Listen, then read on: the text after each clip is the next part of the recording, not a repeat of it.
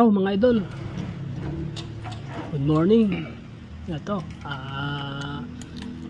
magbabakbak tayo ngayon ng hamba. So ito, kahoy.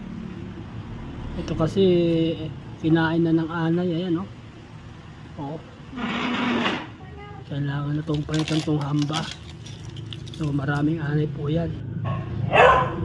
So kailangan natin tanggalin itong screen door, saka itong pintuan para mapalitan natin itong hamba. So ayan mga idol, tanggal na yung pinakabisagra na ito, saka isunod natin itong hamba.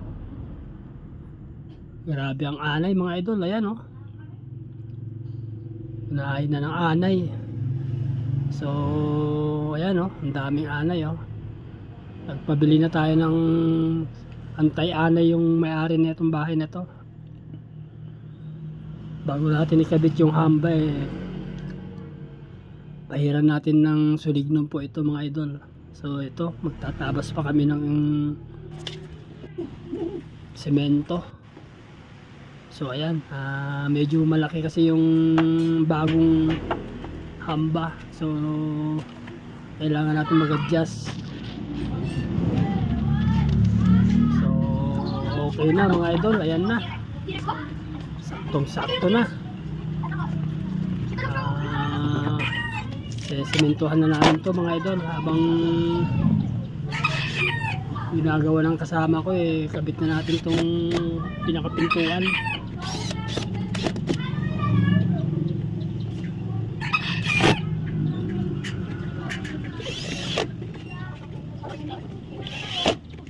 So ayan, okay na mga idol. Ito naman screen door ang kabit natin. Pinalitan na natin yung lumang screen door kasi sira na. So ito bago. Mali ang screen door natin.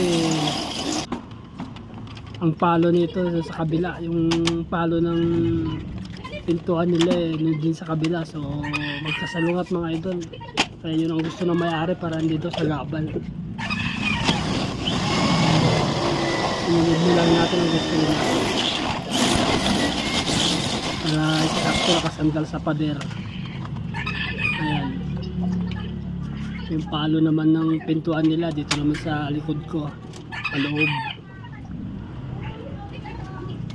So ayan, okay na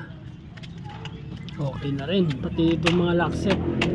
So patapos na kami mga idol. Ayan painting na lang sa kasilan. So ayos na, okay na yung hamba. Bago namin pininturahan po yan idol, ilagyan po namin ng sulignon po yan mga idol para hindi na siya kapitan ng anay.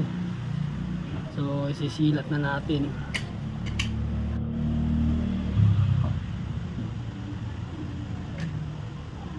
Quick dry enamel lang po mga idol yung pintura natin dito sa hamba. Chocolate brown. Sa itong retouch nito sa semento, yun na yun, glossy white saka primer. So ayan, tapos na. Ayan parang walang nangyari mga idol. Kasi matayos kung saan nagsasara. Ayan, thank you.